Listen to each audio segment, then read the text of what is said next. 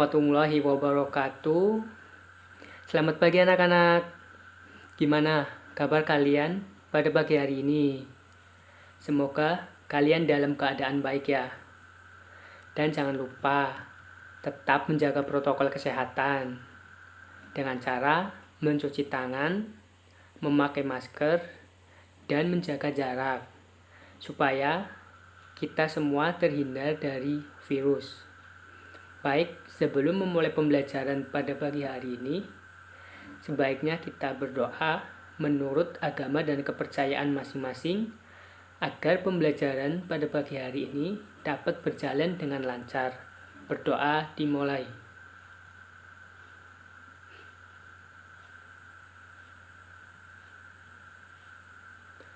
Ya, sebelum memulai materi, sebaiknya Bapak mempersensi terlebih dahulu.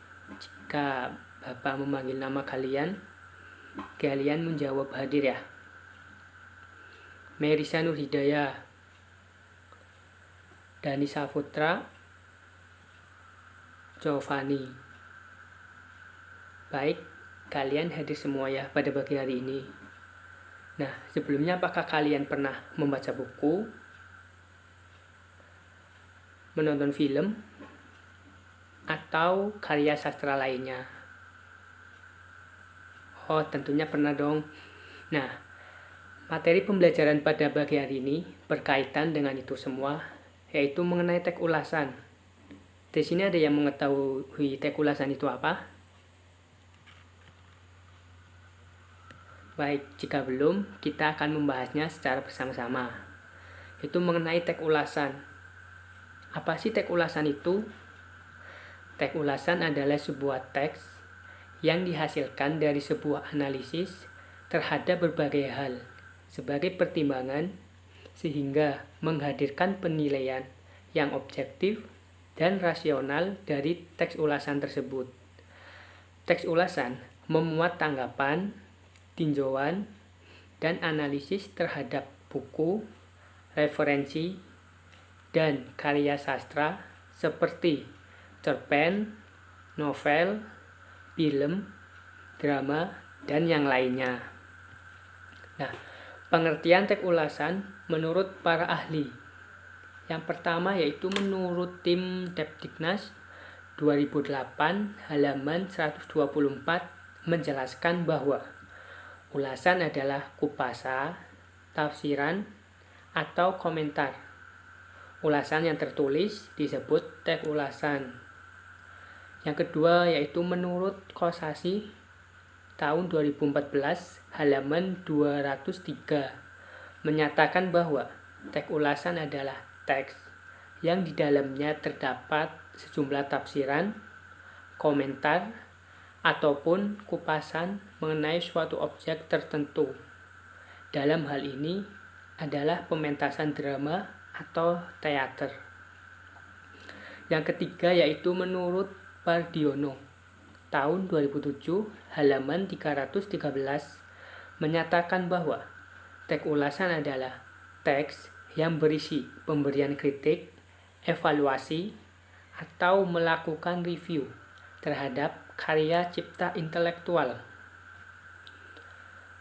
Struktur teks ulasan terdiri dari orientasi, tafsiran, evaluasi, dan rangkuman. Di sini ada yang mengetahui mengenai orientasi? Nah, tepat sekali. Orientasi merupakan bagian yang berisi gambaran umum dari karya sastra yang akan kita ulas. Misalnya, gambaran umum sebuah karya sastra atau benda yang akan diulas. Yang kedua yaitu tafsiran. Apakah kalian di sini mengerti tafsiran itu apa? Nah, benar sekali. Tafsiran merupakan pandangan mengenai karya sastra yang dilakukan setelah mengevaluasi karya. Nah, pada bagian ini, penulis biasanya membandingkan karya atau benda dengan karya atau benda yang mirip. Nah, penulis juga menulis kekurangan, kelebihan karya yang akan diulas. Yang ketiga yaitu evaluasi. Apa sih evaluasi? Evaluasi ini berisi evaluasi karya, penampilan, dan produksi. Bagian ini juga berisi gambaran tentang detailnya suatu karya atau benda yang akan diulas. Yang terakhir yaitu rangkuman. Apa sih yang dimaksud dengan rangkuman? Rangkuman merupakan ulasan akhir yang berisi simpulan dari karya sastra tersebut. Sampai sini ada yang bingung atau ada yang ingin ditanyakan? Jika ya, silakan bertanya kepada Bapak jika ada yang masih bingung. Baik, kalau belum ada, Bapak akan melanjutkan ke kaidah kebahasaan teks ulasan. Apa saja sih kaidah kebahasaan teks ulasan? Kaidah kebahasaan teks ulasan terdiri dari istilah, sinonim, verba, nomina, pronomina, konjungsi, preposisi, artikel, dan kalimat simpleks dan kompleks. Apa sih pengertian istilah? Di sini ada yang mengetahui pengertian istilah itu apa enggak? Nah, benar sekali. Istilah adalah kata atau gabungan kata yang dengan cermat mengungkapkan makna, konsep, keadaan, proses, atau sifat yang berbeda dalam bidang tertentu. Nah, yang kedua itu sinonim. Pasti dong kalian mengetahui arti dari sinonim atau pengertian sinonim dan antonim. Sinonim adalah dua kata yang memiliki bentuk yang berbeda, tetapi memiliki arti yang sama. Nah, sedangkan antonim adalah dua kata yang berlawanan satu dengan yang lain. Yang ketiga yaitu verba, kata kerja. Verba terdiri dari verba aktif dan verba pasif. Verba aktif ialah subjek yang berperan sebagai pelaku utama, sedangkan verba pasif ialah subjek yang sebagai sasaran atau tindakan. Nah, selanjutnya nomina. Di sini ada yang mengetahui pengertian nomina itu apa? Nah, silakan Merisa kalau jawab. Nah, benar sekali. Nomina adalah kata yang menyatakan nama dari seseorang, suatu tempat, atau yang lainnya. Misalnya, meja dan perumahan. Selanjutnya itu pronomina. Apa sih pronomina itu?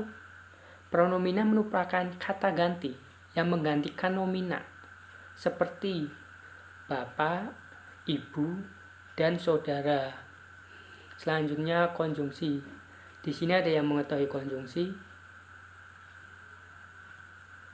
Ya, benar sekali. Konjungsi adalah kata hubung yang berfungsi menghubungkan dua buah kalimat, klausa, maupun paragraf, seperti dan, atau, jika, agar, tetapi.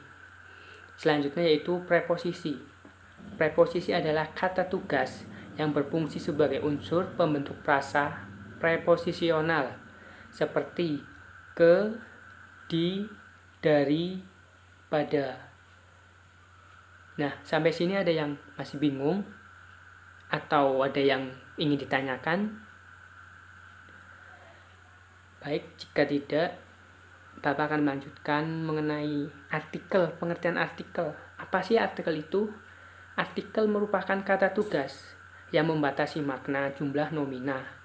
Contohnya, sang dan si. Selanjutnya kalimat simpleks dan kompleks. Apa sih kalimat simpleks dan kalimat kompleks? Kalimat simpleks adalah kalimat yang memiliki satu verba utama, sedangkan kalimat kompleks adalah kalimat yang memiliki dua verba bahkan lebih. Nah, ciri-ciri teks ulasan. Yang pertama, teks ini memiliki struktur berupa orientasi, tafsiran, evaluasi, dan rangkuman.